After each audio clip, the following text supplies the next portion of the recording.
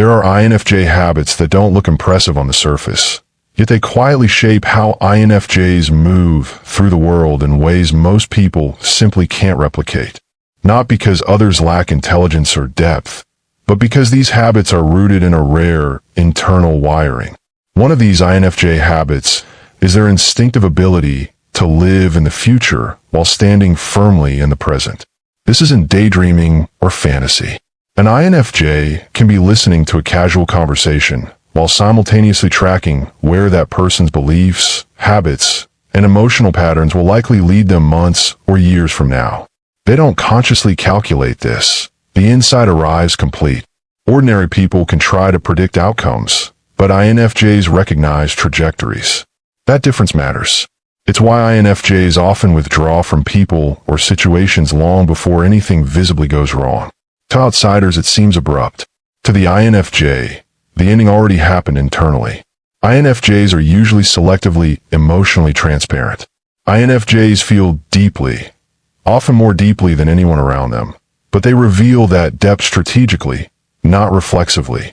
They can discuss profound emotional topics while keeping their own core experiences protected. This creates the illusion that they are open books, when in reality, they are vaults with carefully chosen windows. Most people either overshare or shut down. INFJs do neither. They reveal meaning without revealing themselves, a balance that takes instinct rather than practice. There's also the INFJ habit of invisible preparation. INFJs mentally rehearse conversations, decisions, and emotional scenarios long before they happen. Not out of anxiety, but out of responsibility. They feel accountable for emotional outcomes, even ones they technically didn't cause. This leads them to quietly prepare for moments others stumble into unprepared. When an INFJ seems articulate under pressure, it's rarely spontaneous. The groundwork was laid internally long ago. There's also the INFJ's sudden emotional detachment, often called the door slam. From the outside, it appears abrupt and cold. Internally, it is the final step of a process that may have taken years. INFJs give people enormous emotional room to grow, often too much. They observe patterns, offer understanding, and wait for change. When nothing shifts and a core value is repeatedly violated, the INFJ doesn't explode, they disengage. Not dramatically, but permanently. Most people try to copy this by cutting others off impulsively. INFJs do it only when the emotional equation has been fully resolved. INFJs also have a rare habit of learning people faster than they learn systems. They can walk into unfamiliar environments and understand the power dynamics, emotional hierarchies, and unspoken rules almost immediately. This isn't social dominance, it's social awareness. They notice who speaks last, who avoids eye contact, who controls the emotional temperature. This makes them seem intuitive to the point of being unsettling. It's not a trick others can easily learn because it depends on deep attunement rather than surface observation. INFJs can communicate complexity with simplicity. They may hold layered, abstract insights internally, yet express them in clean, accessible language. This makes their ideas feel obvious, until you realize you couldn't have arrived at them yourself. Ordinary people often mistake clarity for simplicity. INFJs understand that true clarity is the result of internal complexity being fully integrated. INFJs are also comfortable holding contradictions. They can see both sides of an argument without becoming paralyzed by indecision. They can empathize deeply with opposing perspectives without losing their own stance. This ability makes them excellent mediators, but also leaves them feeling isolated. Most people want certainty or belonging. INFJs want coherence. That difference shapes how they think, speak, and choose. There's also the INFJ relationship with language. INFJs don't just hear words. They register intention, emotional weight, and inconsistency behind the words in real time. A sentence that sounds polite to others may feel subtly evasive or conflicted to an INFJ. This makes casual conversation surprisingly demanding for them, because they are processing multiple layers simultaneously. Ordinary people can try to read between the lines, but INFJs do it automatically, even when they wish they could turn it off. If you want to truly understand yourself and unlock your full potential as an INFJ, check out the INFJ Mastery course today. The link is in the description of this video. INFJs have a way of trusting people that looks contradictory from the outside. They may appear guarded, private, even distant, yet once they internally decide someone is safe, their loyalty becomes unusually deep and stable. This trust isn't based on charm, credentials, or shared interests. It's based on internal pattern confirmation. They are tracking consistency over time, alignment between words and actions, and emotional authenticity. When trust clicks in a place, it feels absolute. When it breaks cleanly. Most people rely on social cues to decide who to trust. INFJs rely on internal coherence, which is far harder to fake. Another habit that's difficult to replicate is how INFJs absorb knowledge. They don't accumulate facts for status or debate. They integrate information into an internal framework of meaning. When an INFJ learns something new, they instinctively ask how it connects to human behavior, ethics, long-term consequences, or identity. This is why INFJs often remember ideas long after others forget details. The information becomes part of how they see the world, not just something they know. INFJs can tolerate emotional ambiguity. They can sit with unresolved feelings without rushing to label them. Where most people feel compelled to quickly decide whether something is good or bad, right or wrong, INFJs allow emotional situations to remain unfinished internally until clarity emerges naturally. This patience gives them insight, but it also makes them appear slow or hesitant in emotionally charged moments. In reality, they are allowing the full picture to surface rather than forcing closure prematurely. INFJs are also good at self-correction.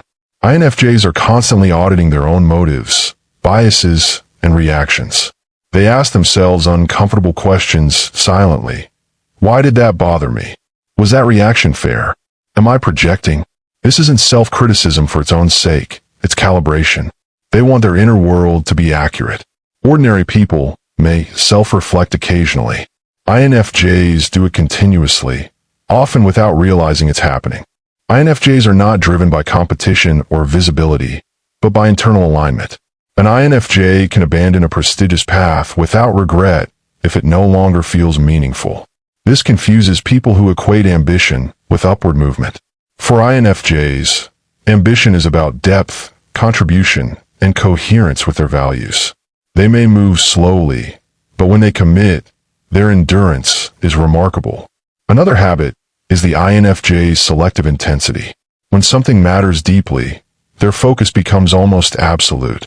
They can pour enormous energy into a cause, person, or idea, often surprising those who assumed they were passive or reserved. But this intensity cannot be forced. It activates only when the INFJ's internal sense of purpose is engaged. Ordinary people may try to imitate this by sheer discipline. INFJs experience it as alignment rather than effort. INFJs also have a rare way of listening that changes how others speak. When an INFJ truly listens, people often find themselves saying things they didn't plan to say. This isn't manipulation or technique. It comes from non-judgmental presence combined with intuitive follow-up. INFJs ask the question that reaches just beneath the surface, not to expose, but to understand. Many people attempt active listening. Few create the psychological safety that INFJs do naturally. There's also the INFJ's resistance to emotional shortcuts. They don't easily accept simplified narratives about people being good or bad. They instinctively look for underlying wounds, motivations, and histories. This doesn't mean they excuse harmful behavior, but they contextualize it. This makes their judgments slower, but more nuanced. In a culture that rewards quick opinions, INFJs often feel out of step. Another habit that distinguishes INFJs is their instinct to conserve their inner world. They are acutely aware that their mental and emotional energy is finite, so they ration it carefully. This is why INFJs can seem disengaged from trends, drama, or constant social updates. It isn't indifference, it's preservation.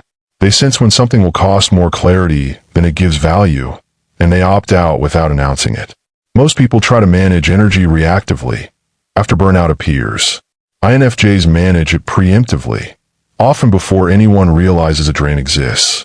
INFJs form conclusions privately long before expressing them publicly. When they speak with conviction, It's rarely a first thought. It's the final draft. Internally, they may have explored the issue from multiple emotional and ethical angles, discarded weaker interpretations, and tested the idea against their values. By the time it leaves their mouth, it feels settled.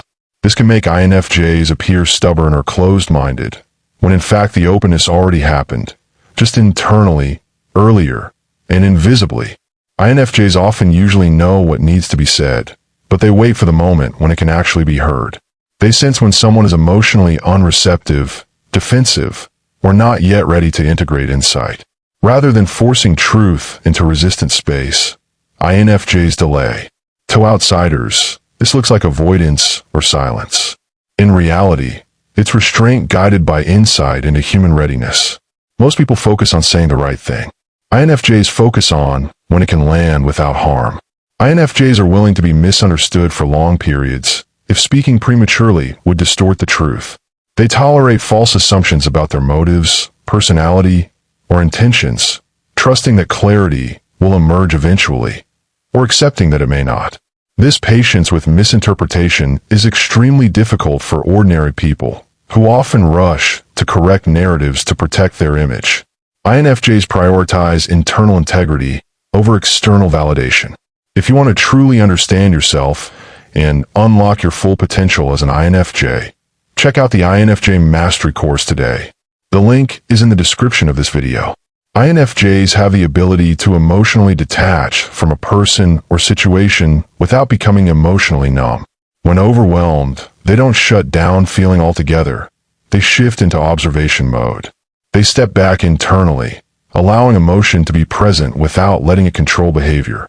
This creates the impression of emotional distance, but beneath it, the feeling is still there, contained, not erased. Many people equate detachment with coldness. INFJs practice containment, which requires far more internal discipline. INFJs also have a way of experiencing meaning in small, easily missed moments. A brief exchange, a quiet realization, or a subtle shift in someone's tone can carry disproportionate weight for them. They notice symbolic resonance where others see nothing remarkable. This isn't romanticization, it's pattern sensitivity. These moments often become internal reference points that shape future decisions. Ordinary people tend to need obvious milestones to feel meaning. INFJs register it in micro moments. The INFJ often feel accountable for how interactions unfold, especially in groups. They may soften their language, redirect tension, or withhold a strong opinion to stabilize the emotional field. This is not people-pleasing in the shallow sense. It comes from an intuitive awareness of emotional ripple effects. The downside is quiet exhaustion. The upside is environments that feel calmer without anyone knowing why. INFJs also have a rare tolerance for delayed gratification when it comes to personal fulfillment. They are willing to invest years in inner development, skill building, or understanding before expecting visible results. This long incubation period frustrates people who want quick proof of progress. INFJs trust unseen growth. They are often becoming something long before it becomes visible. INFJs don't treat truth as a weapon. They see it as something that must be handled carefully, because truth delivered without wisdom can cause unnecessary damage. This is why INFJs sometimes appear less blunt than they actually are internally. They value accuracy, but they also value impact. Balancing the two is instinctive for them, not calculated. INFJs have a habit of orienting their life around inner congruence rather than external milestones. They constantly check whether their actions, relationships, and goals feel internally aligned. When misalignment grows too large, they experience deep discomfort, even if everything looks successful on the outside. This is why INFJs are capable of radical life changes that seem irrational to others but feel inevitable to them. INFJs also have a habit of mentally stepping outside themselves during intense moments. When emotions run high, they often observe their own reactions as if from a slight distance, noting what they are feeling, why it's arising, and how it might influence their behavior. This isn't dissociation or suppression, it's metacognition. They are simultaneously inside the experience and analyzing it. Most people are fully submerged in emotion until it passes. INFJs maintain awareness while it's happening, which gives them unusual emotional control and long-term insight. Another uncommon habit is how INFJs store memories. Rather than remembering events as isolated snapshots, they encode them as narratives of meaning. What mattered, what shifted internally, what was learned, and how it changed their understanding of people or life becomes more important than the event itself. This is why INFJs may forget dates or surface details, but remember exactly how a moment altered their perspective. Ordinary people often remember what happened. INFJs remember why it mattered. INFJs also de-escalate ego rather than defend it. When criticized or challenged, their first impulse is not to protect their image, but to check whether the criticism reveals something true. Even unfair feedback is internally examined for usable insight. This doesn't mean INFJs accept mistreatment. It means they don't reflexively equate being wrong with being threatened. For many people, ego defense is automatic. For INFJs, understanding takes precedence. INFJs can hold emotional boundaries without hostility. They can say no gently, withdraw without drama, and disengage without explanation. This confuses people who associate boundaries with confrontation. INFJs set limits quietly, often without announcing them, and stick to them with surprising firmness. The boundary exists internally first. The external behavior simply follows. INFJs orient their inner life around purpose rather than happiness. They are less concerned with feeling good in the moment, and more concerned with living in a way that feels meaningful, ethical, and internally true. This gives them resilience during hardship, because discomfort doesn't automatically signal failure. To an INFJ, a difficult path that aligns with purpose feels more tolerable than an easy path that feels hollow. This long-view orientation quietly shapes their decisions, relationships, and sense of fulfillment in ways that are hard for ordinary people to imitate. Unlike many people, for INFJs, solitude is a working state. During solitude, their mind becomes sharper, clearer, and more alive. They process conversations long after they happen, replaying tone, timing, and emotional subtext with almost forensic precision. This isn't rumination, it's synthesis. They are extracting lessons, patterns, and future adjustments. Someone might try to copy this by thinking deeply, but without the INFJ's intuitive pattern recognition, it turns into overthinking rather than insight. INFJs are morally consistent. They don't adjust their values to fit their environment. They may adjust their tone, their language, or their presence, but their internal compass stays fixed. This makes them resistant to peer pressure in subtle ways. They won't always argue or protest. Instead, they simply won't participate. To others, this looks like passivity. In reality, it's disciplined integrity. Most people compromise unconsciously. INFJs notice the compromise as it forms and step away before it takes root. INFJs also absorb emotional atmospheres without reacting to them immediately. Walk into a tense room with an INFJ, and they will sense the imbalance before anyone speaks. But instead of responding emotionally, they pause. They observe. They let the emotional data settle. Only later, sometimes hours or days later, does a clear understanding emerge. Ordinary people tend to react first and reflect later. INFJs reverse that sequence, which is why their responses often feel calm, measured, and uncannily accurate. At the heart of these habits is the same intuitive architecture first articulated by Carl Jung, who described introverted intuition as a function that orients toward patterns, meaning, and future implications rather than surface reality. INFJs don't consciously try to be unusual. Their habits are simply the outward expression of an inward orientation that values depth over display and truth over comfort. This is why INFJ habits are so difficult to copy.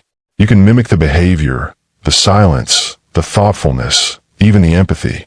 But without the internal process that generates these habits naturally, imitation quickly collapses into performance.